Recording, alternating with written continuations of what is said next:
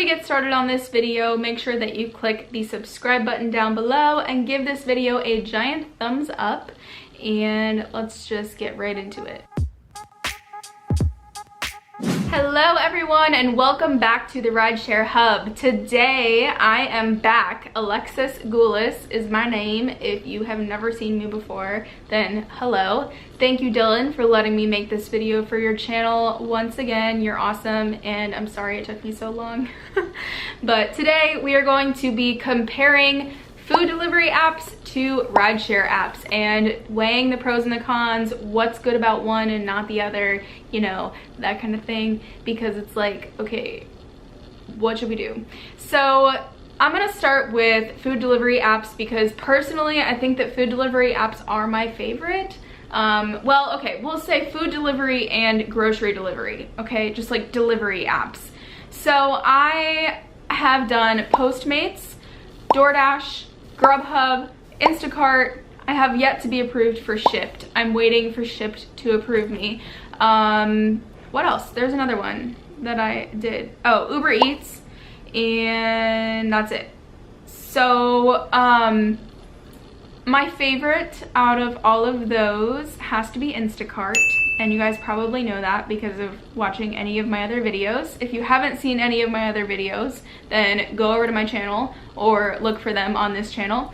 So I really like Instacart, and I don't really know what it is about Instacart that I like so much more than the other apps, but I will say that I really like how smooth the process is with Instacart. Instacart I have had the least issues with. I've had to contact support I think one time ever, and with DoorDash and Postmates I have had to call numerous times, especially DoorDash. DoorDash I tend to have the most issues with. And Instacart, you make more money. It is a little bit more work because you have to go into the store and shop, but you make more money per order. And I think they actually just changed the amount that you make per order, but I'm not sure because I haven't done it in a few weeks. So I really like that with the delivery apps, you're not putting as much wear and tear on your car because you're not driving the entire time. You're spending a lot of time like going inside and then coming back out and then going up to their house and then coming back to the car, and then like there's a lot more of not being in your car than when you are doing a rideshare app where you're literally in your car all day long. And if you're not getting riders, passengers, whatever, then you're basically just like driving around waiting on a ride to pop up. So you're using a lot less gas and you're putting a lot less wear and tear on your car, so that adds up in the long run, and I think that's a really great thing. The other thing that I would say when it comes to delivery apps is that if you are like me and you are a work from home mom, then you all of the time have your child with you. And I understand, don't come at me, okay? I understand it is against policy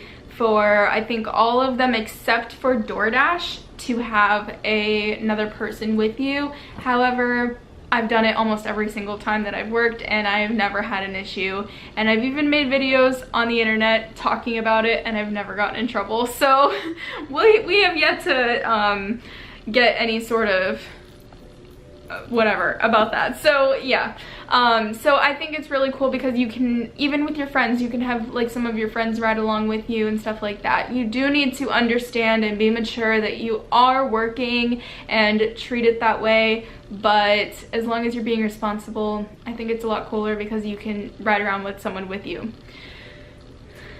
So the pros that I would say about rideshare is that you can do it later into the night and earlier in the morning. There's not very many people that are placing grocery orders at 6 o'clock in the morning, whereas if you go out and drive for Uber, that's a great time to be out driving.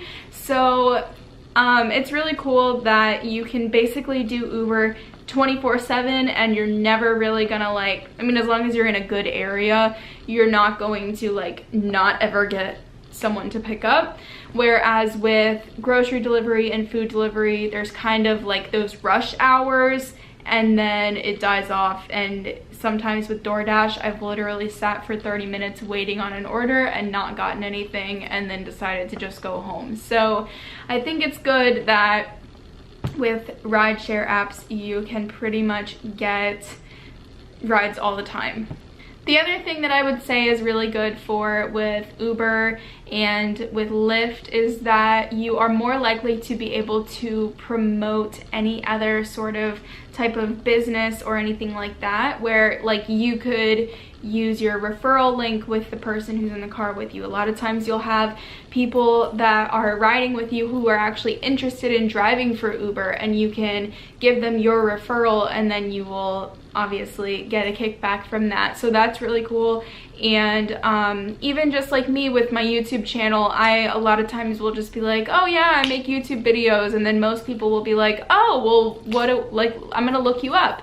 So then they'll subscribe to my channel. So it's cool to be able to have a conversation with people and get to know them a little bit and stuff like that. And with the delivery apps, you don't really get that, because the only people that you really get to know are the people at the restaurants and grocery stores that you're at for like 6 hours a day. So yeah, I don't know, honestly, I think that all of them have their perks, all of them have their drawbacks, and it's kind of just a like try it out, see which app works the best for you, or which apps work the best for you, because I found that there's like 3 or 4 apps that I love and I will use all the time, and there's others that I really don't touch that often, Postmates being one of them.